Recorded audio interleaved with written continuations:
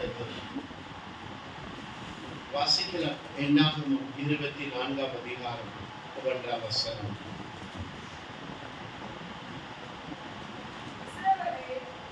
இஸ்ரவேலை ஆசீர்வதிப்பதே போதும். இஸ்ரவேலை ஆசீர்வதிப்பதே கர்த்தருக்கு பிரியம். கடந்த மாதங்கள் உங்களை நடத்தின தேவன் இந்த மாதம் உங்களை நடத்துவாராக. இந்த மாதத்தின் வாக்குத்தத்தம் இஸ்ரவேலை ஆசீர்வதிப்பது கர்த்தருக்கு பிரியம். தேவனால் தெரிந்து கொள்ளப்பட்ட ஜனங்களை ஆசீர்வதிக்கிற தேவன். உங்களை அவர் ஆசீர்வதிக்கிற தேவன்.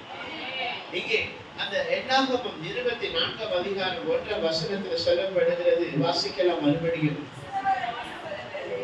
இஸ்ரவேலை ஆசீர்வதிப்பது கர்த்தருக்கு பிரியம் என்று பிலேயாம் கண்டபோது அவன் முன்பு செய்து வந்தது போல நிமித்தம் பார்க்க போகாமல்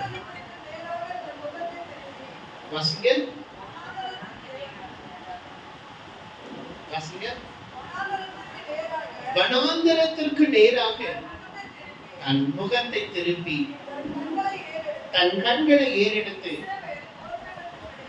இஸ்ரவேலின் கோத்திரங்களின் படியே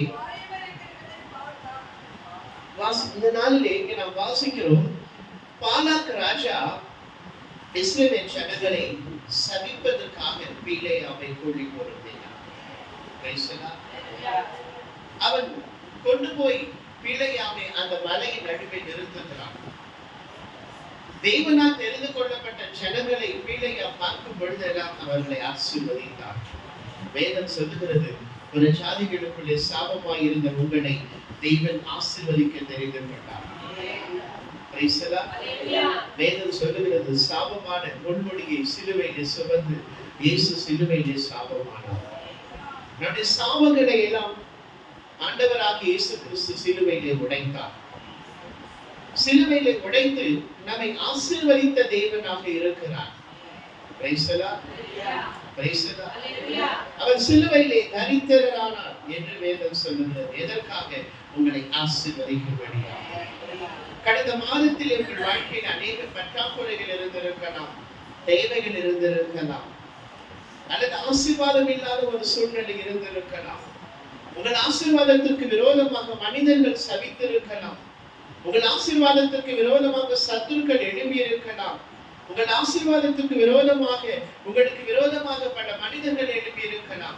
உங்கள் தொழிலுக்கு விரோதமாக பல மனிதர்கள் எழுப்பி இருக்கலாம். உங்கள் வியாபாரத்திற்கு விரோதமாக பல மனிதர்கள் எழுப்பி அதை சபித்திருக்கலாம். ஆனால் வேதம் சொல்லுகிறது, தேவன் உங்களை ஆசீர்வதிக்க விரும்புகிறார். வேதம் சொல்லுகிறது, இஸ்ரவேலை ஆசீர்வதிப்பது கர்த்தருக்கு பிரியம் என்று வேதம் சொல்லுகிறது. உங்களை ஆசீர்வதிக்கிற தேவன், உங்களை ஆசீர்வதித்து உங்களை உயர்த்துகிற தேவன், உங்கள் பேரை பெருமைப்படுத்துகிற தேவன், உங்களை ஆசீர்வாதமாய் வைக்கிற தேவன். இஸ்ரவேலை ஆசீர்வதிப்பது கர்த்தருக்கு பிரியம் என்று வேதம் சொல்லுகிறது. இன்றைக்கு கர்த்தருடைய சமூகத்திலே அமர்ந்து கொண்டிருக்கிற தேவனுடைய பிள்ளைகளே, உங்களை ஆசீர்வதிப்பது கர்த்தருக்கு பிரியம். மனிதர்கள் உங்களை சபிக்கலாம், சத்துரு உங்களை அழிக்க நினைக்கலாம், ஆனாலும் கர்த்தர் உங்களை ஆசீர்வதிக்க விரும்புகிறார். மனிதன் நினைப்பது உங்கள் வாழ்க்கையிலே பலிக்காது. வேதம் சொல்லுகிறது, கர்த்தர் நம்மை நினைத்திருக்கிறார், அவர் நம்மை ஆசீர்வதிப்பார். இஸ்ரவேல் ஜனங்களை ஆசீர்வதிப்பார். யாக்கோபை தேவன் ஆசீர்வதிப்பார். அவருக்கு பயப்படுகிற பெரியோரையும் சிறியோரையும் கர்த்தர் ஆசீர்வதிப்பார். உங்களை ஆசீர்வதிக்க விரும்புகிற தேவன், உங்கள் சாபத்தை எல்லாம் சிலுவையிலே முறித்த தேவன். மனிதர்கள் உங்களுக்கு விரோதமாக சாபம் கொடுக்கும் பொழுது, மனிதர்கள் உங்களுக்கு விரோதமாக சாபம் இடும் பொழுது, தேவன் அதை எல்லாம் ஆசீர்வாதமாக மாற்றுகிறார். உங்களை அவர் ஆசீர்வதிக்கிற தேவன். வேதம் சொல்லுகிறது, இஸ்ரவேலை ஆசீர்வதிப்பது கர்த்தருக்கு பிரியம் என்று வேதம் சொல்லுகிறது. உங்களை ஆசீர்வதிப்பது கர்த்தருக்கு பிரியம். கடந்த மாதத்தில் இருந்த எல்லா நெருக்கங்களை தேவன் இந்த மாதத்திலே மாற்றுவாராக. கடந்த நாட்களில் இருந்த குறைவுகளை தேவன் இந்த மாதத்தில் நிறைவாக்குவாராக. உங்கள் தொழிலை ஆசீர்வதிப்பாராக, உங்கள் வியாபாரங்களை ஆசீர்வதிப்பாராக, உங்கள் வருமானங்களை ஆசீர்வதிப்பாராக, உங்கள் கையின் பிரயாசங்களை ஆசீர்வதிப்பாராக. ஐஸ்வர்யத்தை சம்பாதிக்க உங்கள் சரீரத்தில் பலன் கொடுப்பாராக. வேதம் சொல்லுகிறது, நீயோ கடன் வாங்காதிருப்பாய், அநேக சாதிகளுக்கு கடன் கொடுப்பாய் என்று.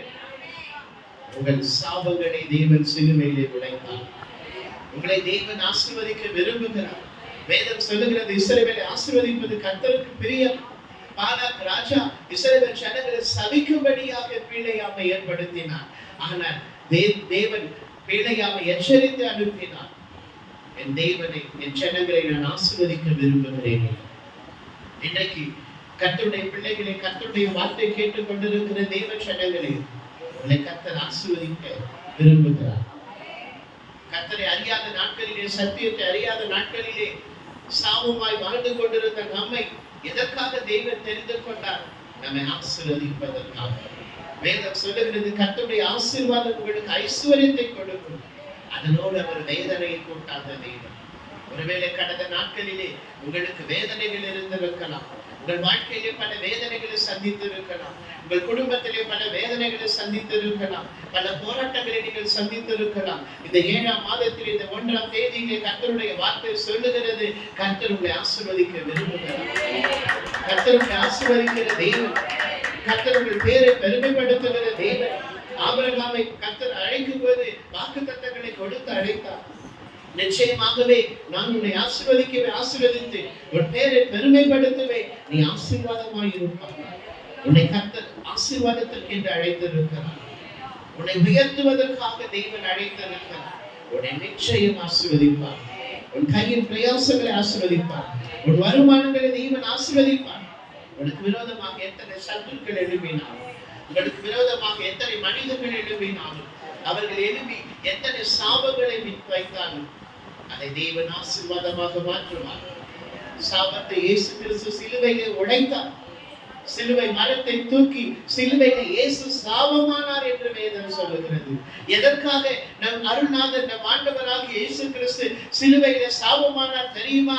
அவரை தேடி வருகிற ஜனங்களை, அவரை நம்புகிற ஜனங்களை ஆசீர்வதிக்கும்படியாக சிலுவையிலே அவர் சாபமானார். அந்த சாபத்தை சிலுவையிலே உடைத்தார். இந்த மாதம் முழுவதும் உங்களை கர்த்தர் ஆசீர்வதிப்பாராக, உங்களை நடத்துவாராக. உங்களோடு கூட தேவன் இருந்து பெரிய காரியங்களை செய்வாராக. கர்த்தர் உங்களை ஆசீர்வதிப்பாராக.